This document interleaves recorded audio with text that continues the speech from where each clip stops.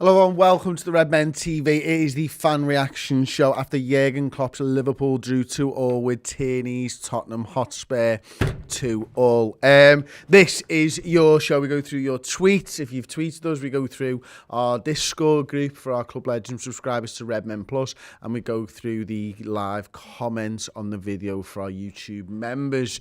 So we'll start off with Twitter. Rome Voice just says, we've had a few things going on for us and some went against us. Let's not lose our shit. Early days still. Sometimes it's just too much. Fatigue, COVID, etc. takes its toll at some point. Just would hate for Ali to get insults on socials. Mistakes are bound to happen. He's been immense. And I completely agree with that, to be honest with you. I think it's some really great points there. So let's have a little unpack of some of them. Fatigue, COVID, etc. takes its toll. It took its toll on our starting 11 for a start today, didn't it? You know, when you've not got Diogo, when you've got Jordan Henderson, when you've not got Fabinho, when you've not got Virgil van Dijk, there's the spine of your side pretty much gone. There's your captain, there's your leader, there's the best centre-back in the world. There's two of the best 10 midfielders in the world, the best number 6 in the world, all gone. And yet Liverpool managed to walk away from Tottenham Hotspur with a point in trying circumstances in a game they didn't play particularly well in and could maybe have lost by quite a couple of goals, 2 or 3 goals they could have lost by there today. And yet still there's a sour taste in our mouth, isn't there, because of this red card controversy over Andy Robertson and why Harry Kane didn't get a red card when Andy Robertson does. So, and, the Diogo Jota one where he's pushed in the back where he should have probably had the penalty, and they're looking at it and going, well, Trent Alexander-Arnold pushed Dele Alli in the back. He should have had a penalty. I think they're two different things. I'm a Scouse who's a Liverpool fan, probably wearing my red tinted glasses. Am I arsed? No. Am I aggrieved? Yes, I fucking am. Thank you very much. Robert Mason says, poor refereeing ruins the game. With a makeshift midfield, we need the ref to be competent. Media will laud this is a great game, but the truth is, a red and a pen in the first half, and this game is completely different. Completely agreed. Again, it's that Harry Kane one, isn't it? It's not getting a red card when he's gone in dangerously to Andy Robertson, studs up in the shin. Probably did a lot more damage than what Andy Robertson ended up doing for what he got sent off with. Jonathan Hartley at Johnny_Hartley. Context is important. Spurs away is normally a tough one, and a point with your whole first choice midfield out, going down to 10 when playing against 12 isn't a bad result. And we haven't won it much when being top of Christmas anyway. Yeah, that's absolutely true. The one thing I would say is I'd like to be closer to Manchester City, but you just don't know with this season what's going to happen, do you? It looks right now like Manchester City are playing well, and they are, and they're continuing to garner wins, but they haven't had the struggles that we've had so far this season.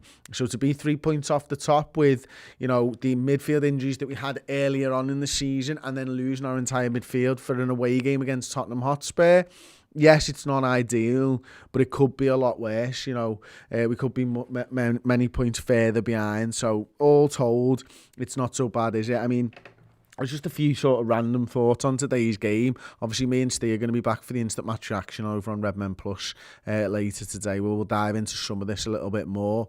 But for me, I mean, the Alisson one, it's tough, isn't it? I mean, he makes a mistake. He's world class. He's one of the best goalkeepers in the world, if not the best goalkeeper. He proved that about 10 times today, to be honest with you.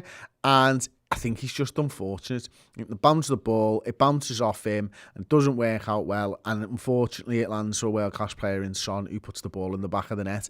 If it's not for a goalkeeper mistake, a referee against us, a red card that shouldn't have been a red card, or Tottenham should on 11 men when they shouldn't have been, we'd have still beaten Tottenham, and we didn't play very well. So it just tells you what we're going to be like when we get our midfield back, doesn't it, I suppose? I'm going to go into some of our Discord chat then. Jith, one of our Club Legends subscribers, host of the Club Legends show, co-host of the Club Legends show as well, said, we didn't just lose one player, guys. We lost our best DM and then our backup and then our backup's backup, and we still got a point at Tottenham. You're mental if you think we should have still have... You're mental if you think we should still have better squad depth than that. Let's look at it then. Let's look at the midfielders that we've got out. obviously we lose Jordan Henderson to illness. We lose Thiago to COVID. We lose Fabinho to COVID. We lose Harvey Elliott to a long-term injury. We lose Kurt Jones to an eye and COVID at this point. So we've lost, what was that? Was that about 7 midfielders or something? And we're still able to put out a midfield. And we still had Oxlade-Chamberlain on the bench. Now, you can question whether Klopp made the right decision today on the midfield. Maybe he should have played James Milner, and we'll discuss this later on in the instant match reaction, because I thought James Milner played really well when he was moved sort of a little bit more central later on in the game, and Tyler Morton was obviously taken off. So yeah, you can question that, but we're going to discuss that, I think, a little bit later on. So I'm going to go over to the YouTube comments now.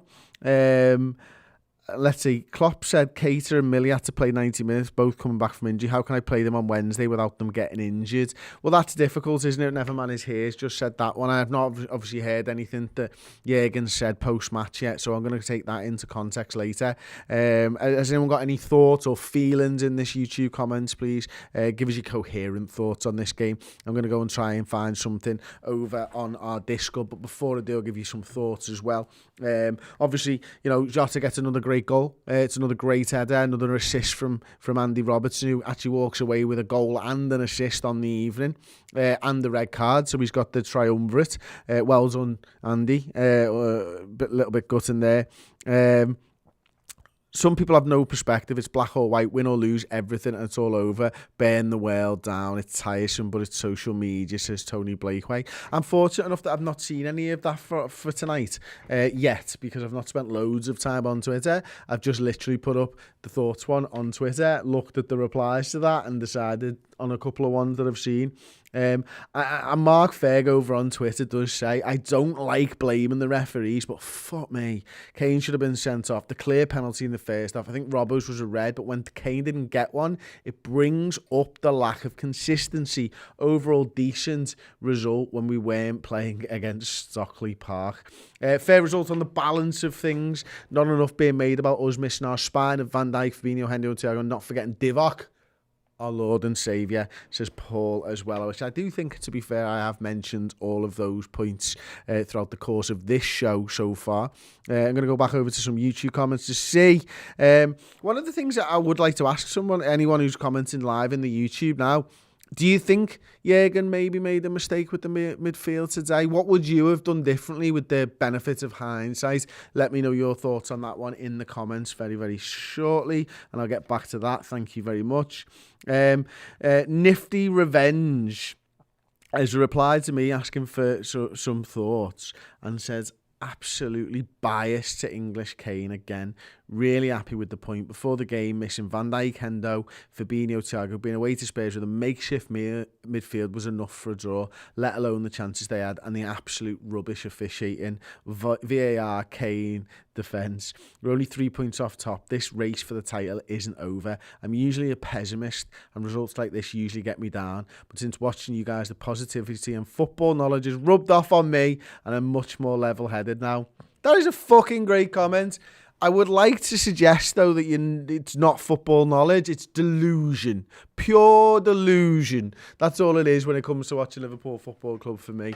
But I am glad that we are making you as deluded as we are too. That makes me feel happy.